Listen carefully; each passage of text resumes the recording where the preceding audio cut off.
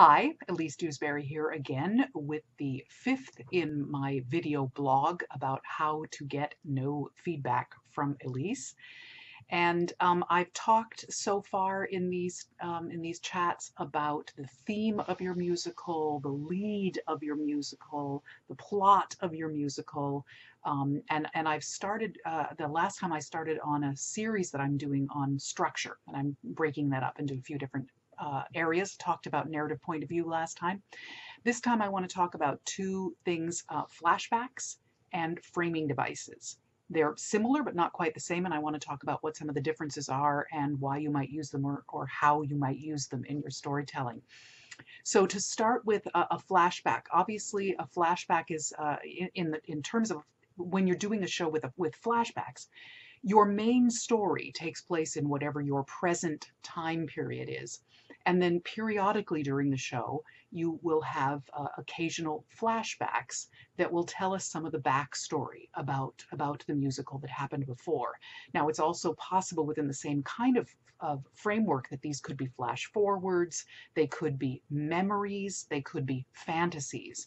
But the important thing is that your main story is taking place in present time, and these little flights of fancy, be they flashbacks, flash forwards, fantasies, memories, these are things that are meant to enhance the storytelling of the present tense story. So the present tense story remains the main story that we're following, and the arc of the lead character of the main story remains the most important thing.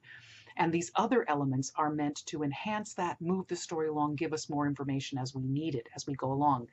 A couple of samples of shows that do this. For instance, Chorus Line.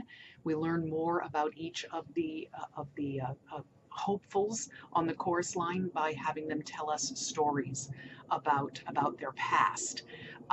In Nine, for instance, there are lots also of stories that are happening that we learn more about the lead character in Nine based on stories that we hear in particular from his childhood that are aimed to fill in some of the information about who he is as a person that helps us understand why he's doing what he is in the current time period. There's also an instance, for instance, in Sweeney Todd, although in Sweeney Todd it really only happens, this is another sample of it when a character is telling a past tense story. So when Mrs. Lovett is telling Sweeney Todd about what happened to Lucy while he was gone, as she tells the story comes alive, and the past tense story, we get to witness it while the story is being told. That's another use of a flashback. But again, the most important thing is that the main storyline is what's taking place in the present time. The flashbacks, flash forwards, memories, whatever, are meant to enhance the story. The other arena, a framing device. Now, a framing device is different in that usually a framing device is what bookends the main part of your story. So once again, the main part of your story is taking place not as part of the framing device, but often the framing device is what's in the present tense. This is one way of doing it, where someone says, you know, oh, I want to tell you a story, or we'll see a little bit of a scene between some people, and then they'll say, oh, that reminds me of, and then the story, the main story that you're telling will unfold, but it will be a past tense story that has been triggered and set up by the framing device. And the framing device usually is much shorter, and it doesn't have anywhere near as much stage time because it isn't your main story, even though it is what is in the present tense. And it will launch the story, and almost always will then wrap up the story at the end. So it's going to happen at least twice, to launch the story at the beginning of the show and to wrap it up at the end. And often it will make other appearances, 2 or 3 other appearances, maybe at the end of Act 1 and the beginning of Act 2, or at other important moments. The framing device will come back. One sample of that might be The Princess Bride, the movie of The Princess Bride. It also happens in the novel, where the framing device is the grandfather reading the bedtime story to his grandson. But the main story is the story of The Princess Bride, but it is told within the context of this framing device.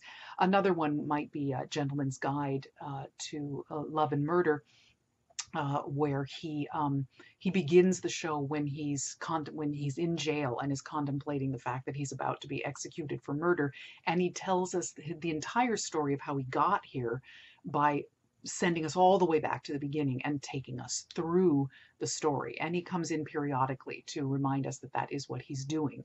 That's similar in a way to a narrative point of view, but it's a narrative point of view that's employing a framing device. Now, some of the things that you're thinking about that you would want to think about if you want to employ either of these techniques would be how many flashbacks should you have, for instance, if you're going to use flashbacks to help illuminate the journey of your lead character. I might point you to the rule of three. It's most often referred to when you're talking about comedy, jokes, and things like that, that you use the rule of three, but it works with just about anything. So in order to really, I think, to use flashbacks effectively, it can be best to use it at least 3 times. You can do more, but 3 is useful. Although a caveat is, I would say you could use it just once.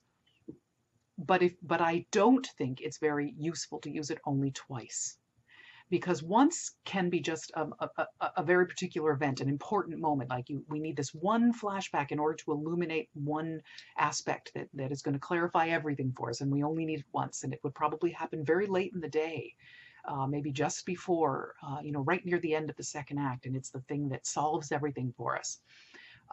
As soon as you have 2 flashbacks, now you're starting to set up an expectation. You're leading me to believe that I'm in a story that is being told with flashbacks, and so I'm going to be looking for a third one. If there's only one and it's late in the day and it's not just lone in the first act, then I can see it as a revelatory event. But if it happens in the first act, I'm going to expect to see it again another time, and if it happens twice, I'm really going to expect to see it 3 times. So that's something to consider.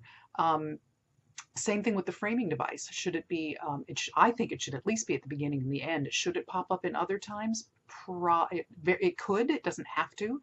But it's, for instance, if you end the first act with it, you probably need to start the second act with it again. So these are things to consider. How often is this going to happen?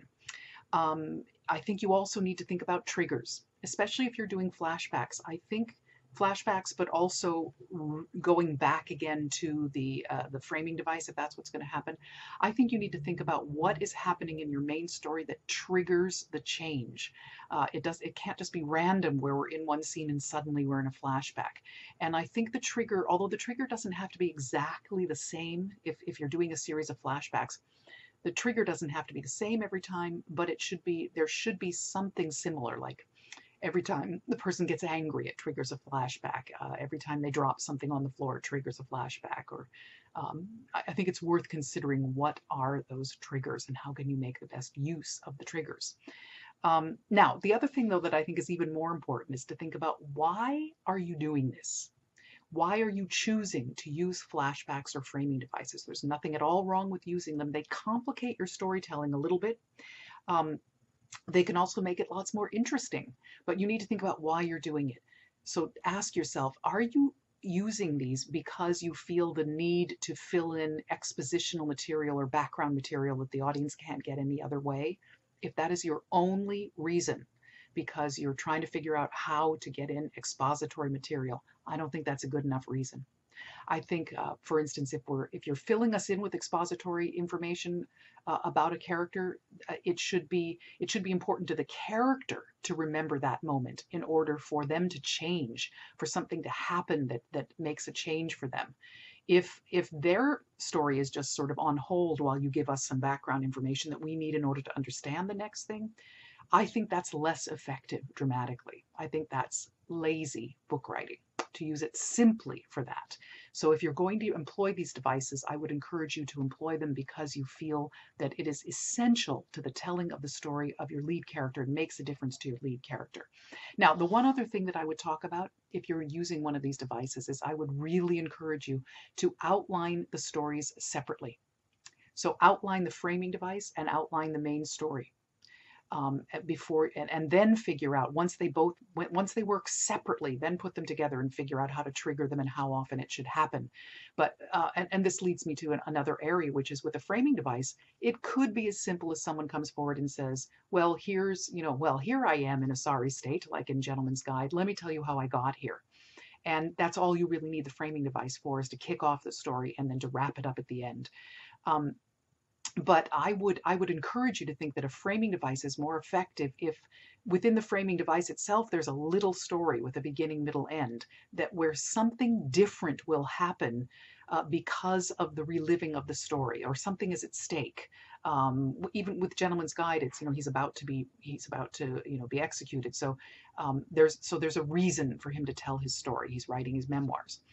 Um, but I think it's useful, for instance, maybe a character is about to make a huge decision, and in the framing device at the beginning of the show, they're on the verge of this big decision, and they relive their life up to this moment, or a series of events up until this moment, in order to affect the decision that they're going to make. And when we come back to the framing device at the end, they make that decision and decide, yes, they're going to do this, or no, they're not going to do whatever it was that they were waiting on.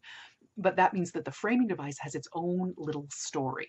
And I would encourage you, if you're using a framing device, to consider that. And for flashbacks, I would also encourage you to outline the beginning, middle, end of the story of the flashbacks, so that then you can look at the overall story, which you're also outlining for your main character, and figure out which part of this flashback is going to be important at which point of the story.